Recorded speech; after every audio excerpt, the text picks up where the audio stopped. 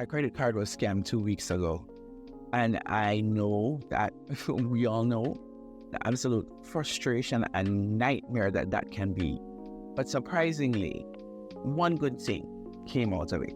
After years of struggling with anxiety, I've developed a system that is gentle to ground myself after any type of a huge trigger. And at the same time, I recognize that there is a crucial mistake that many of us don't even realize that we're making, especially because I used to do it too. But that mistake can actually make our anxiety last longer or become even worse. Backstory. 7 years ago, I went through a nervous breakdown, which led to what I call my alphabet soup of diagnoses, as you will see posted on the screen now. Today, I'm focusing on one of them, Generalized Anxiety Disorder. Basically, just think of anxiety on steroids. That's all it means. Managing a life of extreme anxiety can be really challenging. So in my case, working with a therapist has been incredibly helpful. Today, I'll be breaking down my steps and strategies, which I believe you may find helpful in breaking, or really should I say managing, your own anxiety cycle.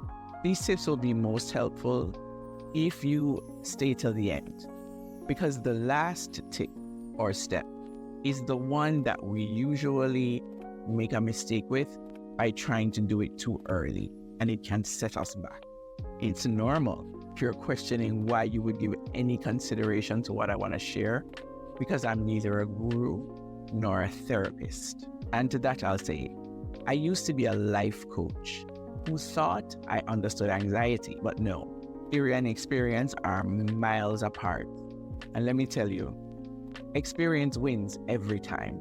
So let's begin. As soon as possible after an intense anxiety trigger, the first helpful thing to do is to recognize that you've been triggered. I know that sounds like a logical, practical thing that doesn't need to be mentioned, but in many cases, our anxiety comes as a delayed response, and instead our immediate reaction is more of a numb feeling, or our brain will just freeze up on us, especially the more intense that the stressor is. And that's why I made sure to say as soon as possible.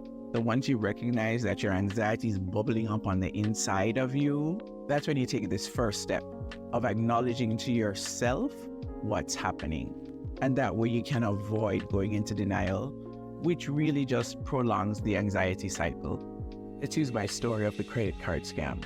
The day I was scammed, I hadn't slept well the night before. So as I was tossing and turning in the early morning and looked at my phone to check the time, I'm not gonna forget that 6:30 a.m.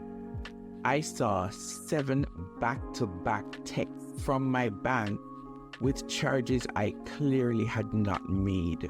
So I immediately knew it was a scam.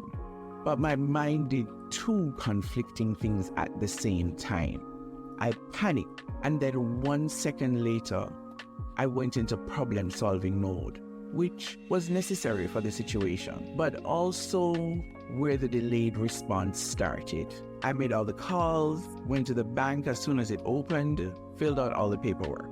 Then literally 30 seconds after I stepped out of the bank and into my car, my emotional body collapsed. I cried hysterically for 15 minutes straight, pulled myself back together and went home. And about 3 hours later, I recognized that the anxiety cycle was getting revved up in me. My signs are usually a looping negativity in my head that's getting more persistent and intense by the moment. Because this wasn't nearly my first time feeling this soon-to-be out-of-control anxiety, I recognized the intensity immediately and did just a very frank statement to myself. This was a very stressful situation, and your anxiety is not going to go away by itself. So prep yourself. You're going to have to pull for your coping skills. And as soon as I did that, my anxiety gave me like a 25%. The next strategy is to find something else to focus on. By now you realize that none of the tips are extraordinary. The beauty of them is in their simplicity. We're not reinventing the wheel, we're just putting each spoke in its right place. And the way you'll remember to implement them is in understanding the why. And to be honest, they all have the same why. Creating time and distance away from the stressful event, so your nervous system and emotions can be reset and break the anxiety cycle. The do's are choose activities that capture all or some of your senses, or an activity you can do on autopilot. The don'ts are activities that could be anxiety provoking in any way. Don't try to play yourself either. You know what's anxiety provoking and what's not anxiety provoking. The credit card scam happened early in the day. I knew I had many hours before it was time for me to go to bed.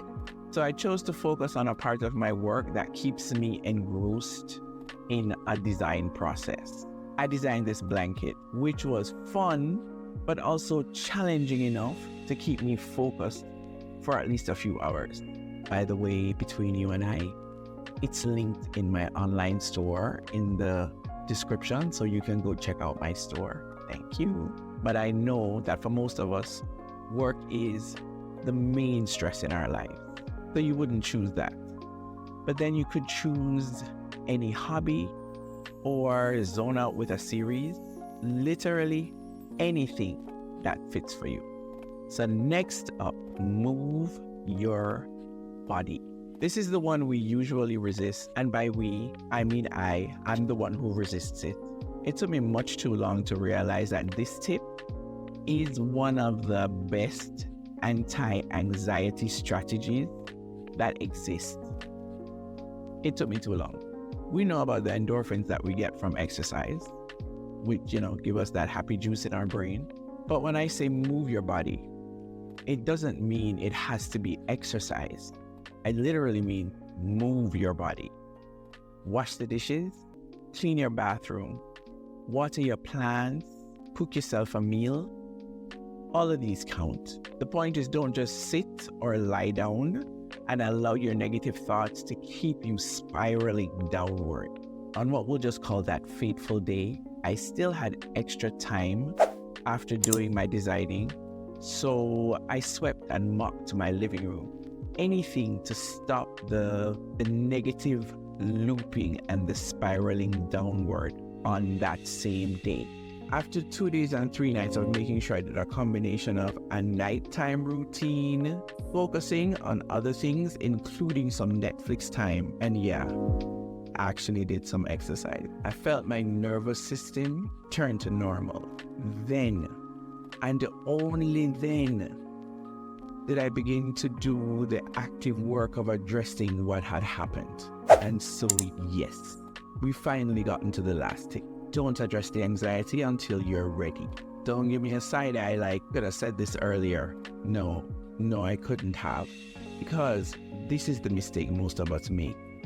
I had to share the steps to take before actively addressing whatever it is that has created such an intense trigger of anxiety in you.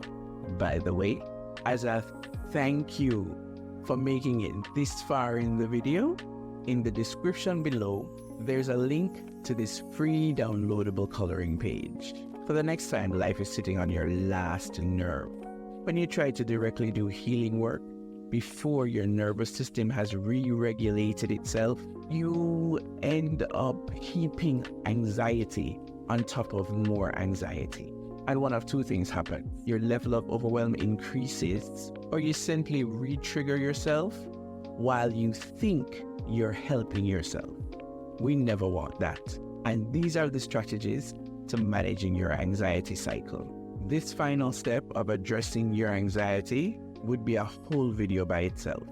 If you'd like me to share the methods I use, then please let me know in the comments below. And I'd love to hear your ways of handling anxiety. Next, you may want to watch my video up here or over here on how I use the escapism to help me during menopausal depression in the most unexpected ways. Thanks for watching.